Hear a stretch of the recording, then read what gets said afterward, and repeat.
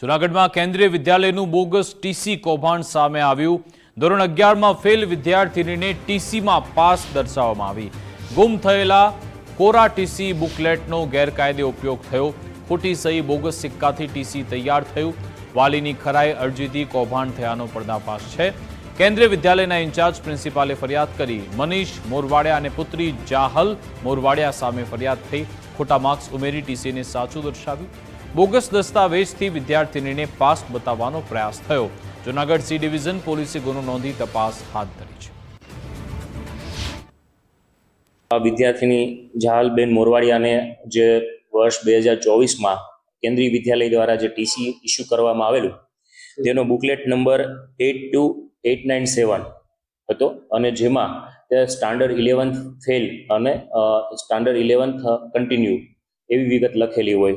જ્યારે જૂન 2024માં એટલે કે એકાદ મહિના પહેલાં જે ટ્રાન્સફર સર્ટિફિકેટ રજૂ કરવામાં આવેલું તેમાં સ્ટાન્ડર્ડ 11 પાસ અને સ્ટાન્ડર્ડ 12 એટલે કે ધોરણ 12નો અભ્યાસ ચાલુ તે પ્રકારની વિગત લખેલી।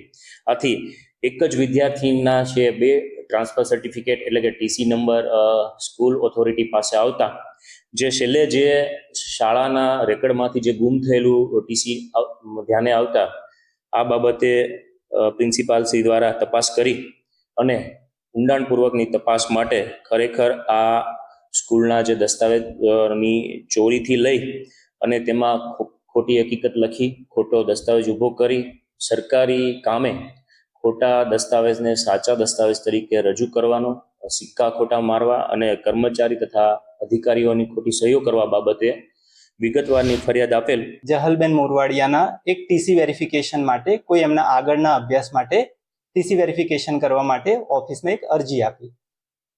ઓફિસમાંથી એ અરજી ઉપર જ્યારે ઓફિસના રેકોર્ડ પ્રમાણે તપાસ કરતા માલુમ પડ્યું કે એ જે ટીસી વેરિફિકેશન માટે આવેલા છે એ ટીસી અમારી ઓફિસ દ્વારા ઇસ્યુ થયેલ નથી, પણ અમારી ઓફિસમાંથી એ ટીસી 2025માં ખોવાયેલું અને એના સંબંધિત અમારી ઓફિસ દ્વારા એક સોગંદનામું પ્રસ્તુત કરેલું હતું। તો તપાસમાં એ વસ્તુ ખબર પડી કે જે અમારું ગુમ થયેલું ટીસી છે જેને અમે કેન્દ્રીય વિદ્યાલયમાં ટીસી કહીએ છીએ અને આપણે ગુજરાત ગવર્મેન્ટમાં એને એલસી કહેવામાં આવે, તો એ જે ગુમ થયેલું ટીસી હતું એ જ ટીસી આ જે પેરેન્ટ્સ છે મનીષભાઈ એમની પાસેથી અમને મળ્યું।